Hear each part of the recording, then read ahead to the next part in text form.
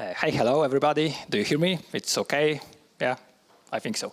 So it's really nice to be with you at the Tesena Fest 2024. I am today here with my colleague Chris, and what we will be talking about is we'll take you on a short journey through DevOps and testing synergy. We will start with a short introduction of ourselves, so we will know our background, where we come from, and how we joined this project, and how we developed the skills we were going to show you.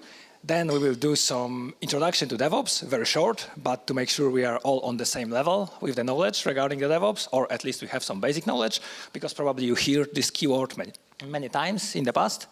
And then we will go just straight into technical details, right? In the project we took part in and where we successfully implemented DevOps in the testing project. So here is Chris with me.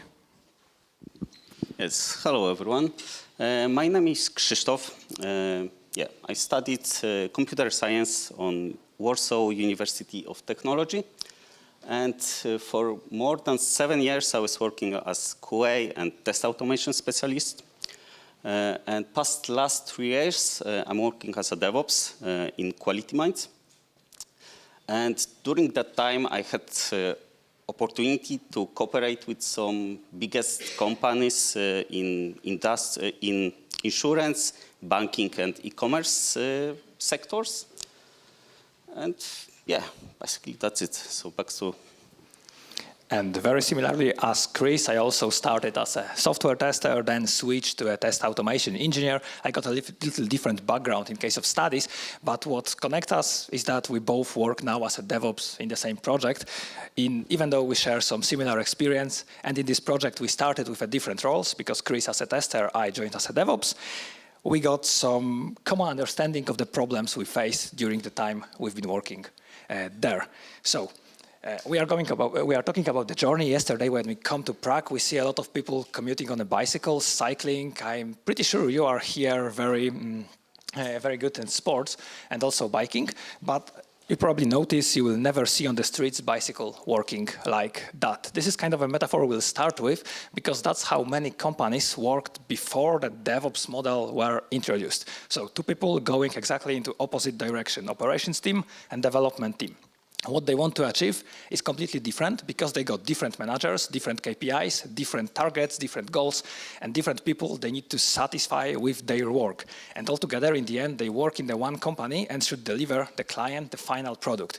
And the problem with it was that they do not have the cooperation skills to join them, or if they cooperate, they go into completely different direction. You probably notice the situations when someone releases something to a production, but then you need to wait for it to appear on the production, because the operations team is busy with some maintenance task and they cannot handle it. They need to wait for maintenance window, and it took weeks, days, months, depending on the project. And the product which you fixed many times and the client is complaining about is not delivered where it should be. So to resolve it, the DevOps principles was introduced.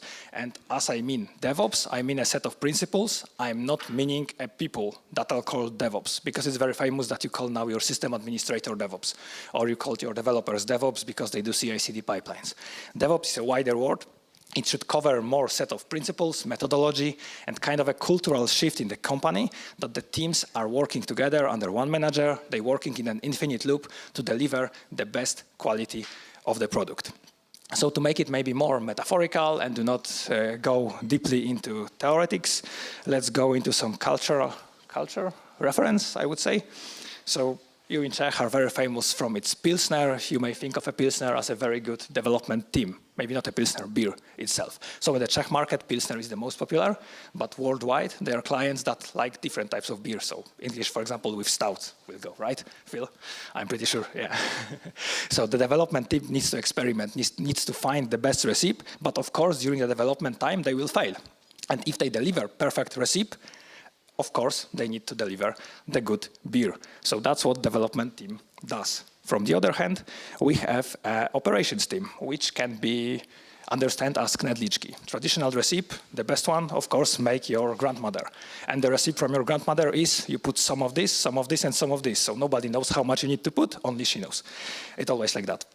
In the end, you got a perfect knedliczki as a traditional dish with this ideal balance between all the spices. But that's just a super fine dish. But to tell you the truth, I would rather not drink beer with my grandmother. So when I come to Czech Republic, I go to a restaurant, and what I want to achieve is like a perfect combination of this dough too. I got a full Czech experience with a knedličky and a beer, and this is mostly what DevOps is when I present it on a dish. Okay, that's most of the introduction. We know what DevOps is, knedličky, beer, that's pretty easy to understand. So now let's join into the boring part. Let's come into technical and the project. Okay, we hope it won't be boring. So the case story. Go on, Chris, right? Yeah. Before we'll dive into case story, let me introduce the project first on which we worked. So this project is initiated by European Central Bank. It's with cooperation of main national banks of Italy, Spain, France, and Germany. Basically, this project is about improving transactions all over the Europe. So it affected more than 6,000 financial institutions. And it went live last year after a few years of development. And main goals were introduction of central liquidity management, also separation from central bank operations, and introduction of the new ISO standard in the transactions. So, what is the case story? So, when we joined the project, we find out that there is no regression tests, no proper reporting, poor test management, and everything was based basically because there was only one test environment. It is based on mainframe. And everything was working on the same test environment. They need to wait for each other, especially some tests needs to change the configuration of these test environments or data. So most of the cases they were blocked, and there was only manual testing. So imagine you join such a large-scale project where there are many people working between like 4 different banks, and you have one testing environment before going to a production. It's mostly impossible to validate anything. So when we joined the project, first of the issues we've been asked to resolve is that the access to the environment must be like somehow like access to the test environment needs to be extended. We need to spread the access to the test environment. So the ideal solution would be give users a possibility to use their own test environments. Of course, we discussed it with the management and the business, but the prices they received for another mainframe environment were so high that we decided to go into a completely different direction. And the idea was to give testers access to test environments on the level of testing before we go to a validation on the mainframe and before we go to a production. So what we deliver before is already pre-tested, and what goes to validation is just for final smoke test, and then we are ready to go to a production. And what was also an issue there before we implemented our solution is that the delivery process and the deployment process was very, very slow. Imagine you have like one test environment and you want to test a feature branch and there is around 200 people working on it. It's mostly impossible, and the queues for tests were so long that that was not a way to work, and probably without any changes, this product won't be delivered at all. So we took some actions to make it possible and make it testable. So the testable is a key word here. Firstly, we will need to deliver an environment, test environment for the users that they will be able to use. So we needed to think of a containerization or virtualization. And when we built it, we also thought of the best practices. So what Jan told earlier, shift-left testing, CI/CD pipelines, and all the best practices, because we got like a fresh start. We can introduce it from the very early beginning. And the key was to deliver the best quality. But the growth of the project and the scale of the project make us also prepare a specific infrastructure exactly for it, only for it. So we needed to implement also best DevOps practices as infrastructure as a code and GitOps. And last but not least, in case this is a testing project, automated testing from Jira to give a possibility to managers, for example, to get a test reports, log files, and testing without any technical knowledge was also introduced to just give a better overview of what's going on there. So let's jump into the first point, containerization and CI/CD. We needed to refactor the application and put it into Docker containers, because if it was running on a mainframe, it's not easy to shuffle it to a modern Kubernetes deployment.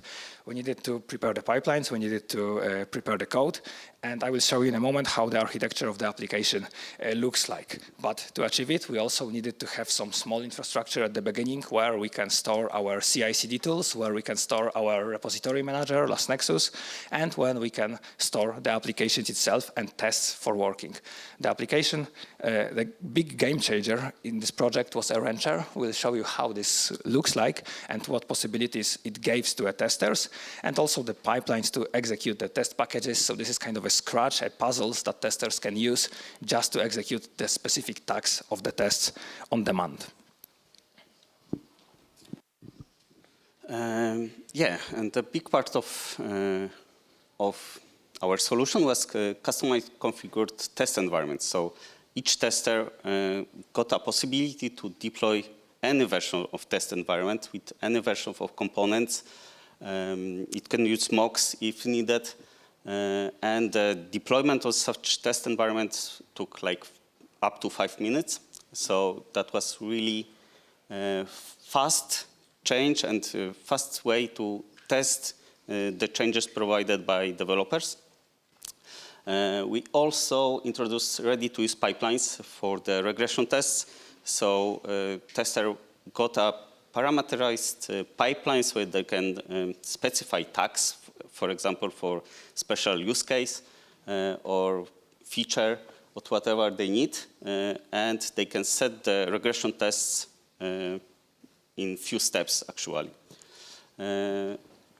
Yeah, so there was one more thing, like nightly reports or Jenkins. So we also introduced some basic regression tests, and the reports were available every night, every morning. The manager can check it and see the results, how the progress in the project is. So thanks. So just to give you an overview of the application, this is how it looks like now at the moment. So we got like two biggest parts, so front-end and back-end. Front-end contains 4 containers, so they are just light JavaScript, Node.js containers, easy to build with some NPM package manager. In the back-end, we have something much heavier, so DB2 and IIB queue manager, both requires around 16 and 80 gigabytes of RAM to run. So even though we put it into Docker containers, it's not possible really to run it on your VMs, because if you run one of this, then the other ones just won't start. Okay, you can run front-end, but for that we have like a mock backend, so the front-end developers can test the front-end part with the mock backend. But to tell you the truth, as also Jan told earlier, it's much more efficient when we do this in the pipelines, not on the local machines, because the effects are visible for everyone, and it's not some enclosed knowledge just on your laptop. So here is an example of continuous integration pipeline just for a front-end environment. As you can see, even at the beginning, before any code is built, we do some sonar scanner, and we are testing some features regarding the front-end containers. Then if we go to a build, the unit tests are executed. So on that level, we execute already some unit tests, and after that, we build a Docker container which is pushed to a repository. When we have a Docker container in the repository, in the registry, it's already pre-tested with some unit tests, and we are already sure it's meeting the quality gates from the SonarQube and static code analysis that are required by the project, because it's a bank financial sector, so the requirements are pretty strict. But that's just a continuous integration pipeline that's executed every time you push changes to your commit changes to your feature branch or your fixbug branch. And this is the output of that is a kind of a ready container that you can test on your own test environment. If you go further to a merge request, then another part of the test needs to be executed. So mock tests, for example, for the specific services. And if you want to release something, then the whole package of end-to-end tests is executed automatically, and it all happens within this CI/CD pipelines.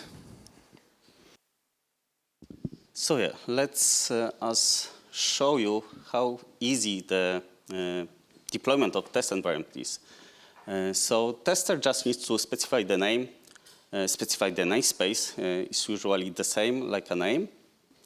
Then with simple UI, they need to choose the components and set the versions of these components. And they have few options which we added with time. For example, to use mocks or some persistent data. If they need to keep the data for the next test, they can increase the memory for the performance testing, and just click install and wait until this process will end. And it's taking like 4 minutes, up to 5 minutes to have ready test environment to test.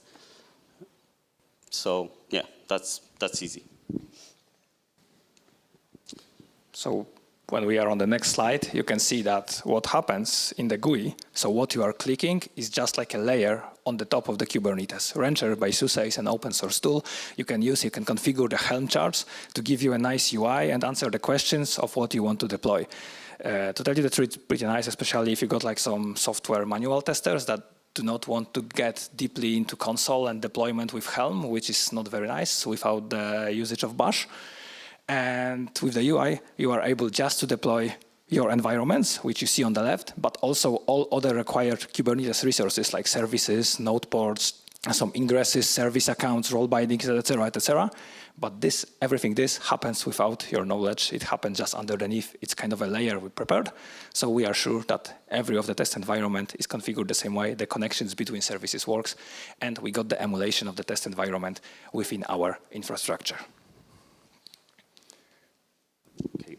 So here we have an example of the automated test pipeline, and the way how we prepare the test environment setup allow us, of course, to deploy test environment on demand when the test pipeline is starting. So we have a step at the beginning stage, which is preparing test environment and deploying test environment in Kubernetes. Then we are getting some environment ports, so those needed to pass it to test framework. So test framework need to know to which test environment he need to talk. And then we have a simple test in parallel based on some tags. At the end, we are merging the reports and removing the test environment. So yeah, that's pretty simple. Also, we are using Serenity to preparing reports from the test. So this is a simple output of the test pipeline, which showing us how many tests passed, how many tests failed, and we can go in the test results and check the stack trace and errors and whatever is needed. And already answering the questions, who wrote the requirements? Requirements are strictly defined by the whole banking consideration something process. So they come from the app, and we just need to meet them. So it's not like we think on the test scenarios. We just have requirements that we need to test and confirm the process and the behavior of the application is as required by the law, mostly. Okay, so the problems solved by containerization and CI/CD. So first, just a short notice. Everything we showed you is test environment. So all the tests that were happening, it's all on the test environment level or a development environment level. We can say that these two were merged, but then when the application is ready, it goes to this validation on the mainframe, and then it goes to a production. So we do not change the way it's delivered to a production because of the limitations of the project itself. What we delivered is like an extensive testing possibility in the project. What we managed to solve is that we delivered a cheap and stable test environment, so every user can just deploy it on demand. We deliver a full control over versioning. If you want to test a feature branch or fixed branch or specific release of DB2 with specific release of frontend, you can do this and check the behavior.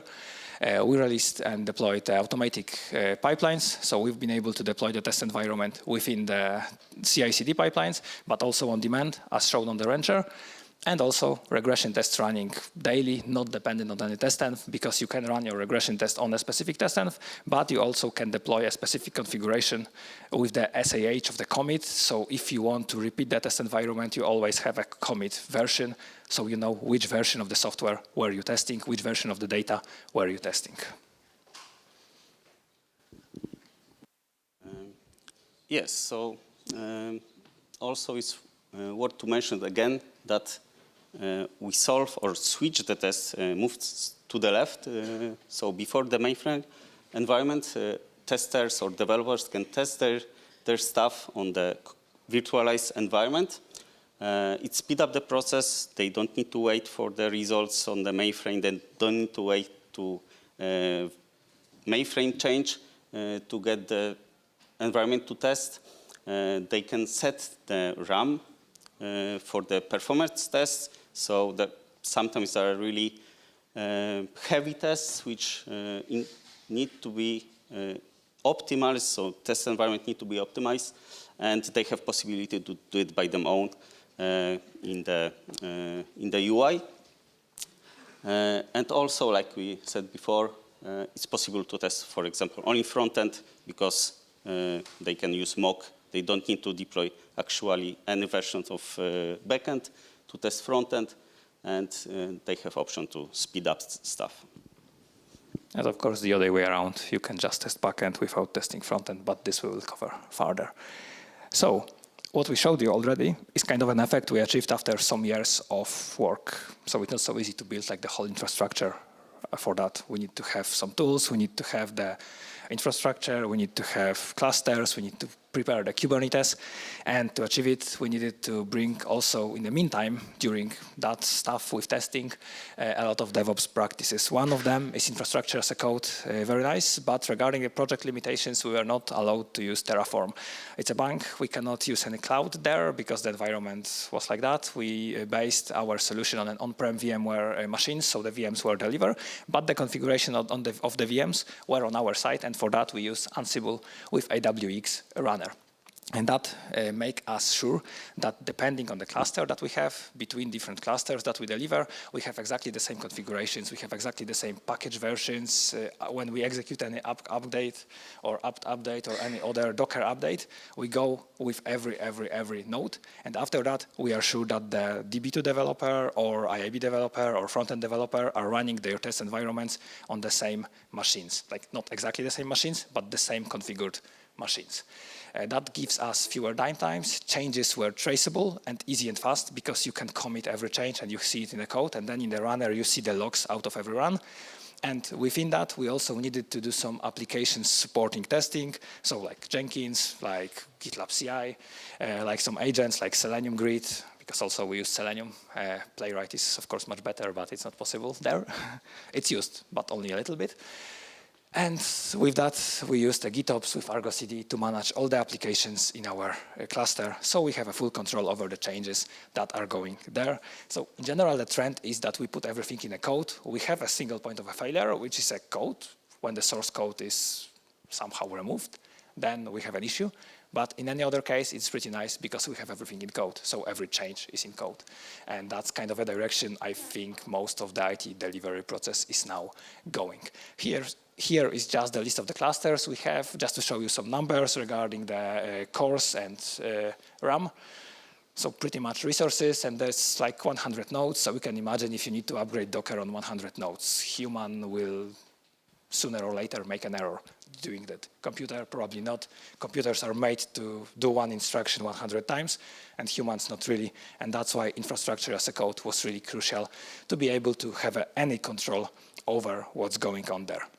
So here is just an example of a simple Ansible playbook. We can define different stuff in that. We can define the versions of a Docker. We can define the versions of the packages. We can define labels in the Kubernetes if we want to have some node attachment, if we have ingress management, to have an external connections, if we want to have DNS, blah, blah, blah. In general, the whole configuration you can put in the code. We put in the code. As much as it's in code, the less human error is potentially damaged there. Of course, backup solution needs to be prepared, but in general, more you have in the code, the better quality you achieve. And here is an example that you may notice some slides ago when we've been showing you this pipeline. As you can see here, there is kind of a get test env port. When the new test env is deployed, sometimes you need to connect to a specific port, but the Kubernetes have a feature when it exposes a node ports that it does it randomly between some huge numbers.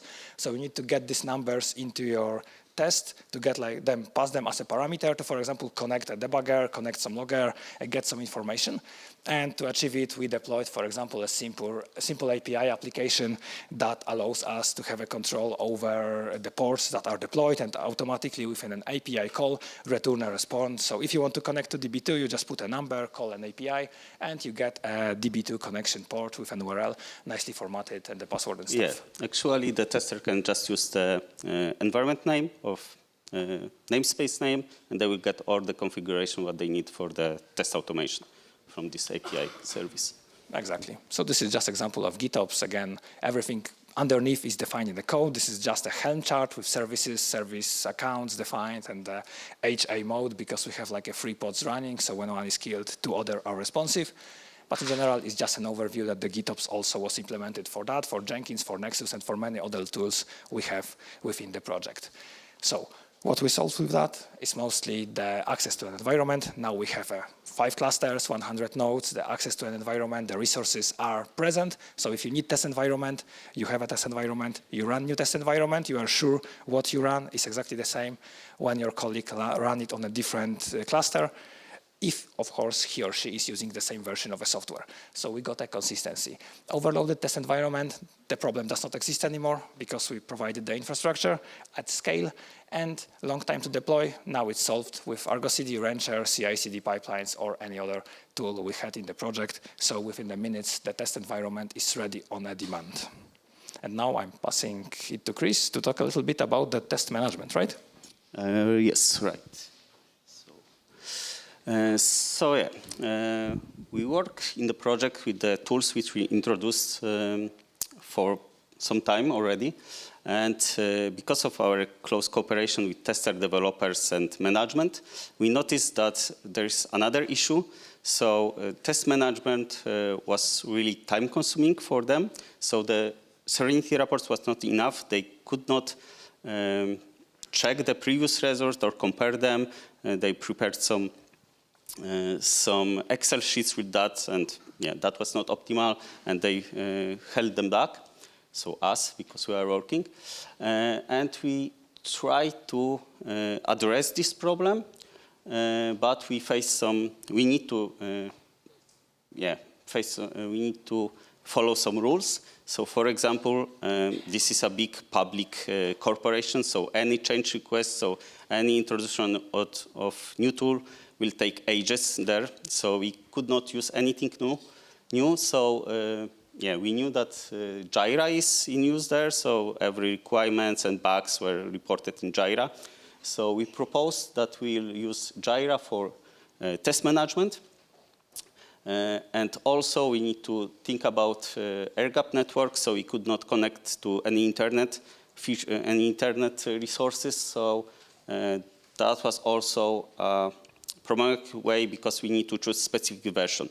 For example, we need to choose X-Ray, which is deployed on the data center Jira, not in cloud, and is quite different.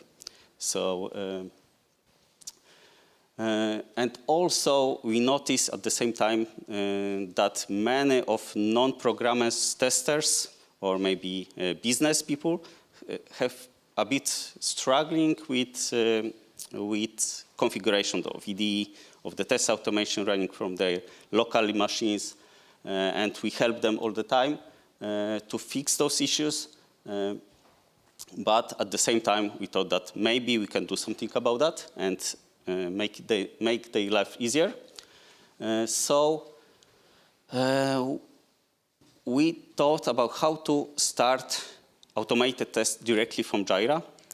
So X-Ray, with cooperation with some script runner or some other plugins also, is available to start some tests directly on Jenkins.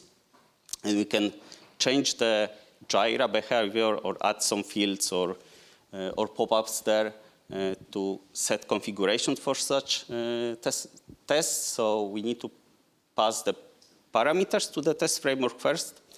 We need to set up the test environment, so we need to pass the parameters to the version of test environment, and we need to have also possibility to schedule the test execution directly from Jira. And that will allow us to control some testing chaos because the results will be reported back to Jira and it will be visible in the X-ray. Yeah, and here is a solution overview. So what we did, we use, where is it? We use Jira with X-ray plugin and with Script Runner. So Script Runner is basically a plugin which allows you to do anything with Jira. You can change the whole behavior of Jira. So this is really powerful tool. And at first, we need to think about the already existing test cases. So what to do to include them into Jira. But that was really easy because X-ray is providing API and also the plugin for Jenkins, which allows us to import feature files from the Git repository. With few loops, we were able to import everything to the Jira. And also, we need a way to upgrade versions of Script Runner scripts. So we did something similar. We wrote a Jenkins pipeline, which was pushing the changes to Jira directly. So with that, we add some features to Jira, which allows us to trigger Jenkins pipelines directly from Jira. And then Jenkins pipelines was handling everything which is needed to create test environment, to start test on test environment, and to report back the results to Jira. So basically, it deployed the test environment if needed, because they have option to choose existing environment already. So we are using Helm. On Kubernetes, Helm installed the test environment with database and MQ manager, and then Jenkins waits for this test environment to be ready, and then it starts tests, and report result back to the Jira ticket. So this is an example, this is our solution of the script runner. Like you can see, this is pretty complex. I just show you one Groovy file, which is responsible for one pop-up, which showing up when you click test start. And only this Groovy file contains 600 lines of code, because we also make it reusable for the other teams. So other teams can come to us and ask us, okay, we want to use this X-ray feature also. So we've wrote it that way that it's really easy to add any team, any project.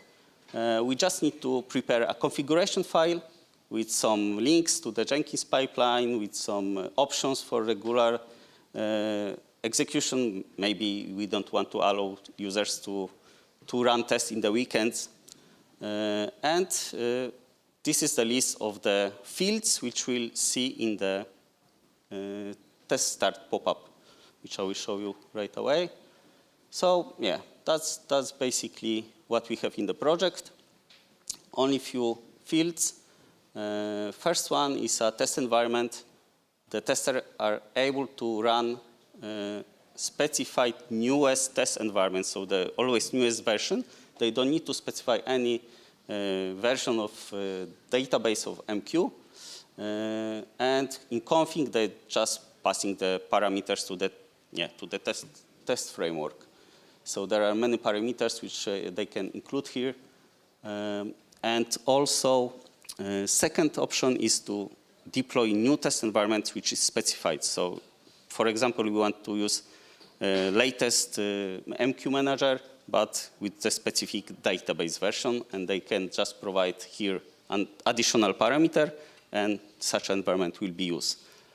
And last one is just to use the existing environment, and to do so, they just need to use here env name parameter with the env name, and it will be tested on that environment.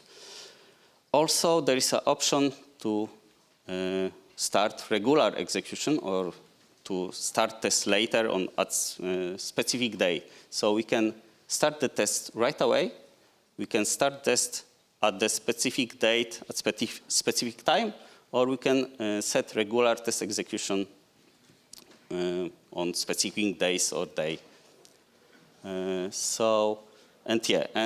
Also here is a button to start the test. If we click this button, this pop-up will show up, and this is done by this GUI file which I showed you.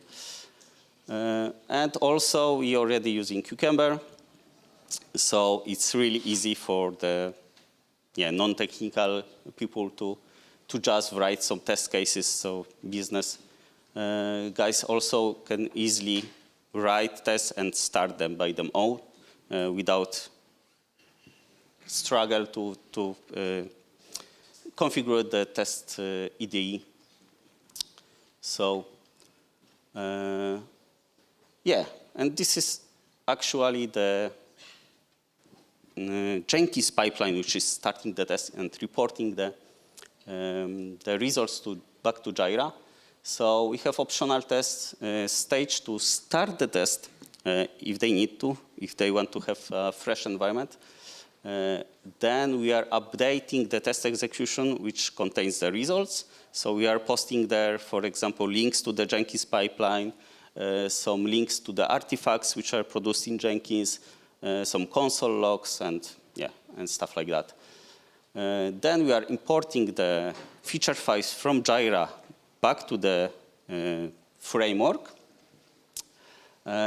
We can also use attachments. So we can add attachments to the test configuration, test execution in Jira, and use them in tests actually. Before they need to put it in the Git repository, and if the file is there, then can use it in such tests. But we are added options just to attach that in the Jira. Then we have preparing environment step, executing tests, aggregate results, and pushing reports back to the Jira. And also we are generating the Serenity report like it was before for the manual executed tests, manual automated started test. And if the environment is was deployed, we are removing the test environment to not use resources anymore. So we have a time. Okay. And this is just simple view of the test execution, which is after the tests. So we have some time when the test started, some Serenity report, Jenkins pipeline, console log, or artifacts. We have also the name of an environment. And this is just example. So it failed, and here we can, like in an X-ray, we can check the results and see stack trace and etc. So we can also start. This is for just for one test, but we can also start those tests for test sets and test plans. So we can do the same for those three types.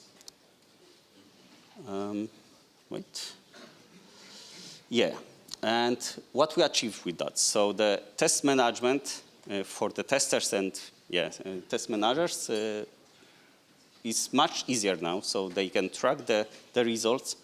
Tests can be done for non-programmatic people. And also we switch a bit left with the testing by developers. So when the bug is reported, the tester can attach the test which failing with all configuration needed, and the developers, when they're preparing the fix, they can just click start and test if their fix is working. So the feedback is really fast in that way. So we are having reports available in Jira. They can easily schedule the tests, regression test, for example, because we have scheduled test execution. And they can even develop test cases, because some of the testers and developers get lazy and start using that for developing actually test cases. And like I said, there is no need of programming knowledge anymore. So basically that's it about this topic. Yeah, so as we are coming to the end with the time, let's make it like a quick summary of what we've been talking about. So in general, what we are trying to show you is like DevOps is part of it's kind of a methodology that helps software delivery process, and the development of the software. It's also a testing of the software, as well as operations part. If you have infrastructure as a code, if you have GitOps, if you have some other modules that you code over and over, you also need a testing on that level. So there are different levels that testing is important, but also bringing the DevOps methodology into the testing world can significantly help and improve the product quality. Then automation that can accelerate quality. So this is kind of a reference to what Jan told us about, but we didn't talk about that because we met yesterday, first time. So yeah, automation allows us to do some work that we don't want to, that we are too lazy to do, or it's too repeatable and too boring to do, and the machines can do this for us. If we included this in the pipelines, then we can achieve better quality, but it's not like automation always makes sense. So do it with a reasonable mind, because if you over-automate, then also sometimes it's too much work to gain too small amount of the value out of the project. And then it will be reference to what Phil told us at the beginning. Collaboration and communication is key for a success. Daily we work in our cellars with the machines remotely, far away from people, but in the end the product that we are using and the product that we work on is for people, and between the machines and behind the machines, they are always people. So the collaboration and communication is always a key, and no matter which tools and which methodology and whatever we will write on the papers and requirements, this will never work if we don't want to work with other people. So building the teams is most important lesson from all of it, in my opinion. And that will be it. We will go to questions in a moment. So thank you very much. It's me and Chris. Chris, you can find on LinkedIn. Me don't, because I was preparing this presentation and LinkedIn was taking too much time of my life. So I hibernated the account. But you can always check the Quality Minds LinkedIn. And if you write there, someone will told me to respond to you. And yeah, we can go to the questions. Thank you very much. Yes, thank you.